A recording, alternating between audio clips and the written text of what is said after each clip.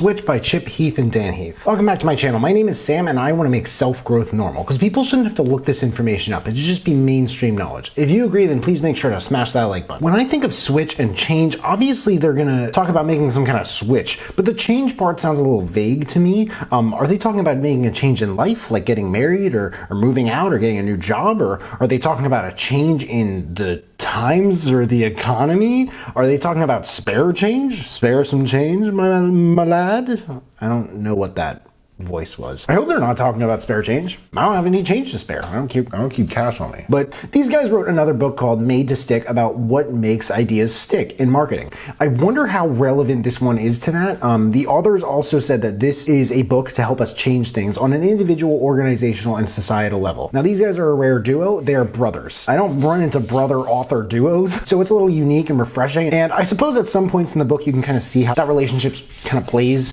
out. But in this review, I'm going to talk about the chapters, things I learned, things I found interesting, things I liked, things I maybe wasn't so crazy about regarding the book. And I'm also going to go over some standout quotes, who I recommend this book to, and what books to maybe check out next. It may sound like a lot, but we always get through it. And just so you guys know, there are affiliate links in the description below. If you buy anything through those links, like maybe this book, then I get commission, which helps me build this channel and I keep making these videos. But you can also find this book and many others on my Amazon storefront. Now, to start with, they brought about 3 surprises regarding change. They said here that the first surprise about change is that and they said this multiple times throughout the book, what looks like a people problem is often a situation problem. And obviously, situation problem may sound a little redundant, but by situation, of course, they mean what's going on. For a situation to change, you have to influence not only someone's environment, but their hearts and minds, which often disagree. Their goal is to teach us a framework based on decades of research that's simple enough to remember, but flexible enough to use in a variety of situations, from family and work to community and otherwise. But chapter 1 is called Find the Right Spots. I knew this was going to be a reference to The Rider and the Elephant in Happiness Hypothesis by Jonathan Haidt. Fantastic book. But for those who don't know, the elephant is basically the emotional part of the brain looking for the quick payoff. And the rider of the elephant is the more rational part, focused on the long-term results. These two have to get on the same page, or else, the way I see it, we're doomed. So you learn about finding and following bright spots, clues that lead you on the path to success. Chapter 2 is Script the Critical Moves. They focus a lot more on the rider and elephant than I thought they would, like a lot more. I mean, they talked more about it in the first few chapters than he probably talked about it in his own book. This chapter discussed decision making and how it can be bogged down or overwhelmed by too many options. They gave some excellent examples, everything from speed dating to searching for job applicants to tasting gourmet jams. These dudes, their examples are probably some of the best examples I've really ever seen. Chapter 3, Point to the Destination. Much of this chapter involved BHAGs, BHAGs, or Big Hairy Audacious Goals, a reference to Built to Last by Jim Collins. And the smaller version of this is that you'd like to see as a shorter term goal. In this book, they called a destination postcard. Kind of a cute little name, you know.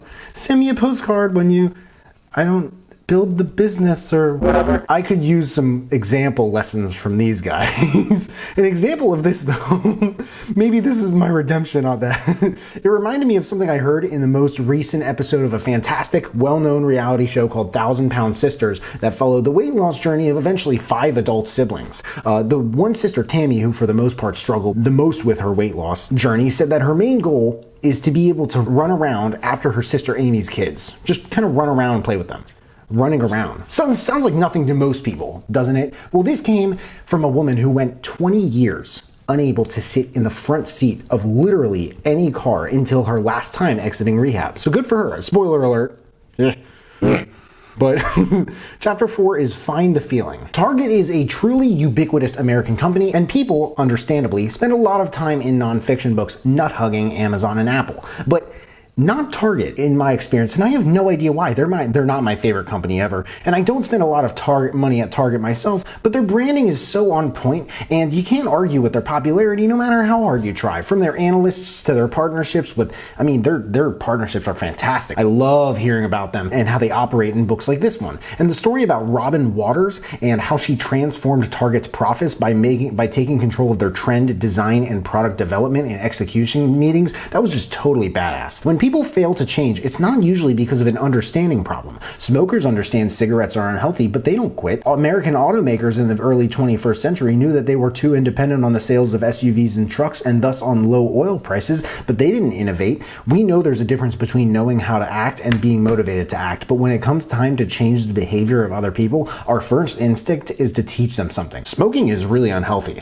Your chemotherapy medicine is really important. We speak to the rider when we should be speaking to the elephant. Chapter 5 is Shrink the Change. In this chapter, we learn about Dave Ramsey and his debt snowball advice, which for those who don't know is if you have multiple different things you owe on, work on paying each of them off by the smallest amount to the largest amount. It's a snowball effect method of getting out of debt. The general idea is to build motivation over time by settling debts faster. Just a quick PSA, maybe an opinion, maybe an unpopular opinion.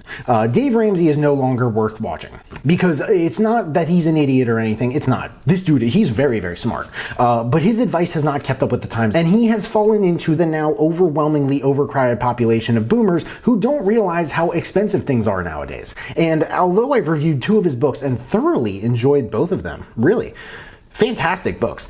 Someone who does what I do and someone in the self-development space needs to say that. Chapter 6 is Grow Your People. This chapter uses multiple different examples from a guy, examples from a guy who made an endangered parrot the national bird of St. Lucia, and another to a principal who only allowed grades A, B, C, and NY.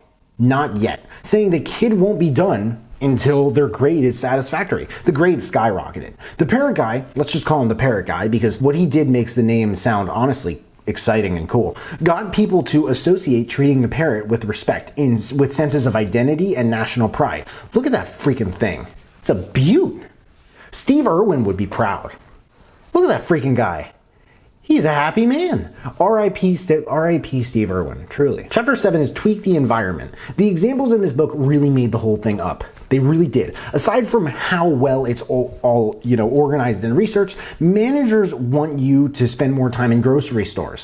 So they place more desirable items in certain spots. Banks were tired of people leaving their cards in the slots. So before you leave a register or ATM, it reminds you to remove your card. Instagram knows Jeremy Allen White's appearance is very algorithm friendly. So what happens when he posts pictures from his Calvin Klein photo shoot? Where do the pictures end up? Top of the feed. I think you saw where I was going with that. And if you haven't seen Bear, you're missing out. But this is a book review, not a Bear review. Chapter 8 is Build Habits. Habits are behavioral autopilot, and that's why they're such a critical tool for leaders. Leaders who can instill habits that reinforce their team's goals are essentially making progress for free. They've changed behavior in a way that doesn't draw down the rider's reserves of self-control. The hard question for a leader is not how to form habits, but which habits to encourage. Chapter 9 is Rally the Herd. This chapter was gangster, serving Major Robert Cialdini. It talked about contagious behaviors that we see and then just copy. If the words Stanley Cup don't ring a bell, I'm not sure what does. You see people standing in line, running through a store to grab this one viral item, you might just want it yourself. You might just want, the psychology's there. My wife has 3. When they started gaining popularity, I can make a whole video about these things. She felt like they were overrated. But it's a totally normal thing to do. She hasn't changed her mind about Stranger Things. This chapter covered brilliantly, though, how the whole concept of designated drivers came about. A lot of this chapter, though, it talked about contagion and how how things catch on. And it reminded me of a book called Contagious about how things catch on. Keep the Switch Going is chapter 10. Chapter 11, is it as good as Made to Stick? That's the question. Does it need the hype? That's the other question. I think it's very believable that, I'll say this, that it was written by the same authors. These guys are a heck of a duo. The actual structure of Made to Stick was very impressive, but this one went in a different direction where each chapter explains a different part of a different step involved in this change that they talk about. Quotes, "Some is not a number, and soon is not a time. People find it more motivating to be partly finished with a longer journey than starting out on a shorter one." Direction 1. I recommend this book for anyone who's wondering how change takes place in groups of people, organizations, communities, cities, and countries. It's definitely an interesting read. Direction 2. If you like this book, definitely recommend checking out Contagious by Jonah Berger and Made to Stick by the same authors of this one. Switch by Chip Heath and Dan Heath. There's a link in the description if you guys want to check it out and read the reviews. That and all the other books that I mentioned in this video if you want to check those out too. If there are any other books you guys want me to check out and review, please let me know in the comments below. Also let me know if you checked out this book and you liked it. But hey, make sure to smash that like button, subscribe if you haven't already, because I don't get why people watch this far into my videos and they don't subscribe subscribed, but if you have subscribed and you want to turn it up just a notch and turn on that notification bell to get a notification whenever I drop new videos, that would mean the world to me. Thank you guys so much for watching. I really appreciate it. You can find me everywhere, and I will see you then.